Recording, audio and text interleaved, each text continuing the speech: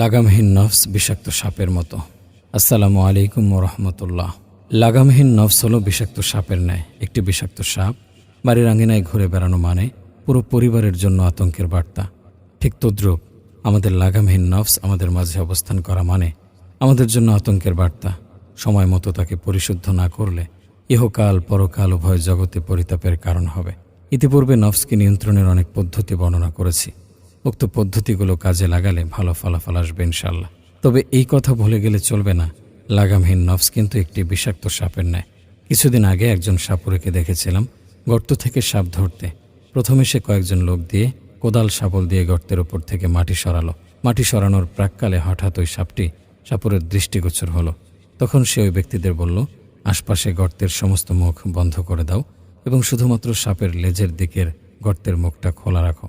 তারাও তার আদেশ অনুযায়ী ওই গর্তের আশপাশের সব জায়গা মাটি দিয়ে আবার ঢেকে দিল এবং শুধুমাত্র লেজের পাশ খুলে রাখলো। বেশ খানিকক্ষণ বাদে ওই সাপুরে সাপের লেজ ধরল এবং ওই লোকদের বলল মাটি দিয়ে তার চারপাশ টাইট করে ফেলো, যেন সে নড়াচড়া করতে না পারে।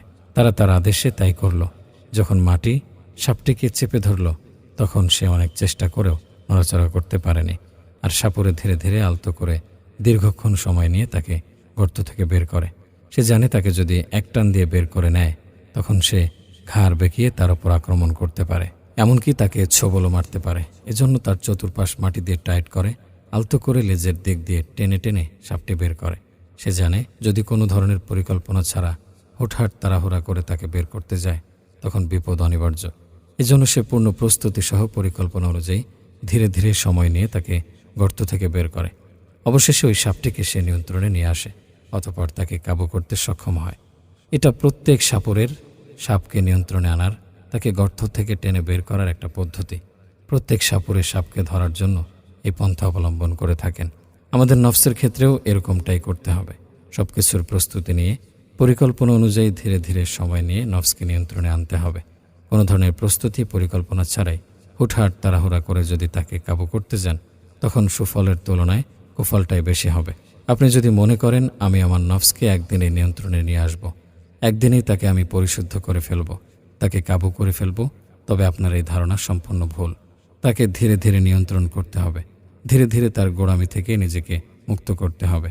ধীরে ধীরে তাকে ভালো কাজে অভ্যস্ত করতে হবে, নয়তো সে বিগড়ে গিয়ে উল্টো রিয়াকশন করবে। প্রেমে তো সবাই পড়ে, কেউ প্রেমে পড়ে স্রষ্টার, কেউ প্রেমে পড়ে সৃষ্টির। সৃষ্টির প্রেমের প্রেমিক হচ্ছে নফস, আর স্রষ্টার প্রেমের প্রেমিক হচ্ছে রুহ। এখন আপনি কোন প্রেমিককে প্রাধান্য দেবেন? যে স্রষ্টার প্রেমে মত্ত হয়েছে তাকে, নাকি যে সৃষ্টির প্রেমে মত্ত হয়েছে তাকে? হাসান বসরি রহিমাহুল্লাহ বলেন, মুমিন তার নফসের হিসাব ব্যতীত সামনে অগ্রসর হয় না। নফস কি করতে চায়, কি খেতে চায়, কি পান করতে চায়, সব কিছু সে হিসাব করে। পক্ষান্তরে যারা গুনাহগার তারা নফসের হিসাব ব্যতীতই সামনে অগ্রসর হয়। যে সেও নফসের অনুসরণ করেছে সে নিজের দিন বিক্রি করে ধন সম্পদ ক্রয় করছে। যে নফসের গোলামি করেছে সে স্রষ্টাকে ভুলে গিয়ে সৃষ্টির দাসত্ব করছে। হাসান বসরি রহিমাহুল্লাহ বলেন, বান্দা ততক্ষণ পর্যন্ত কল্যাণের মধ্যেই থাকে যতক্ষণ তার নফসের মধ্যে একজন ওয়াজকারী, নসিহতকারী, সমালোচনাকারী থাকে। মাইমুন ইবনে মেহরান বলেন, একজন ব্যবসায়ী শরীকের হিসাব নিকাশের ব্যাপারে যতটা কঠোরতা করে তার চেয়ে অধিক কঠোরতা নিজের নফসের সাথে না করা অবধি বান্দা তাকওয়ার অধিকারী হতে পারে না। এজন্যই নফসকে বলা হয় নফস তো বিশ্বাসঘাতক ব্যবসায়ী শরীকের মতো। যদি ঠিকমতো হিসাব না রাখেন তবে সে আপনার সব কিছু নিয়ে চম্পট দেবেই। মালিক ইবনে দিনার বলেন, আল্লাহ তাআলা ওই বান্দার প্রতি দয়া করেন যে তার নফসকে বলে, হে নফস, তুমি এই কাজ করো আর এই কাজ করো না, অতঃপর জোর করে তার উপর লাগাম পরিয়ে দেয় এবং আল্লাহর কিতাবকে তার উপর অপরিহার্য করে দেয়। তখন কোরআন তার জন্য চালক হয়ে যায়, অর্থাৎ কোরআন তাকে পথ দেখায়। আবু সুফিয়ান রাহিমাহুল্লাহ বলেন, যখন কোনো ব্যক্তি ভালো কাজ করার ইচ্ছা করে তখন তার নফস থেকে সুগন্ধি ছড়াতে থাকে, এবং যখন কোনো ব্যক্তি খারাপ কাজ করার ইচ্ছে করে তখন তার নফস দুর্গন্ধ ছড়াতে থাকে। তুমি মানব লড়াইয়ে অন্যকে প্রতিহত করে নিজেকে বীর মুজাহিদ দাবি করছো, অথচ প্রকৃত বীর সে যে স্বীয় নফসের বিরুদ্ধে লড়াই করে তাকে সংযত রেখেছে। নফসের কারাগারে বন্দী হয়ে কেউ কখনো সফল হতে পারে না। সফল তো সেই ব্যক্তি যে মুক্ত স্বাধীন ব্যক্তি থেকে নয়, স্বীয় নফসের কারাগার থেকে। নফসের গোলামি তো সেই করে যে স্বীয় রব থেকে বিমুখতা প্রদর্শন করে। একজন প্রকৃত মাওলা প্রেমিক নফসের আশেক হতে পারে না। নফসকে যত বেশি পবিত্র রাখবেন ততই সে সংযত থাকবে। অপবিত্র নফস শুধু অশ্লীলতার দিকেই আহ্বান করে। অন্তরকে পবিত্র রাখার অবলম্বনই হলো নফসকে সংযত রাখা। নফসকে চিনতে না পারলে আল্লাহর দিকে অগ্রসর হওয়া কঠিন, কেননা নফসকে যাচাই বাছাই না করা অবধি নিজের দোষ ত্রুটি পরিলক্ষিত হবে না। ফলে ধীরে ধীরে সে গায়রুল্লাহের পথেই হাঁটবে। হজরত সাহল ইবনে আবদুল্লাহ তশতরি রহিমাহুল্লাহ বলেন, উদর পূর্ণ করে পানাহার করলে তা নফসের লালসার চরম মাত্রায় পৌঁছে দেয়, আর তখন মন্দ চাহিদাগুলো তাদের ইচ্ছে পূরণে উঠে পড়ে লেগে যায়।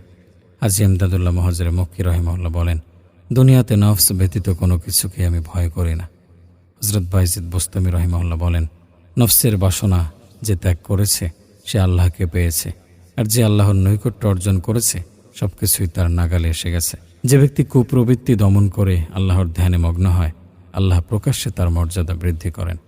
হজরত মালিক বিন দিনার রহিমাহুল্লাহ বলেন, যে সব সময় নফসের অনুগত, শয়তান তার কাছে বেশি যাতায়াত করে না, কেননা শয়তানের কাজ তো নফসের মাধ্যমে সম্পাদিত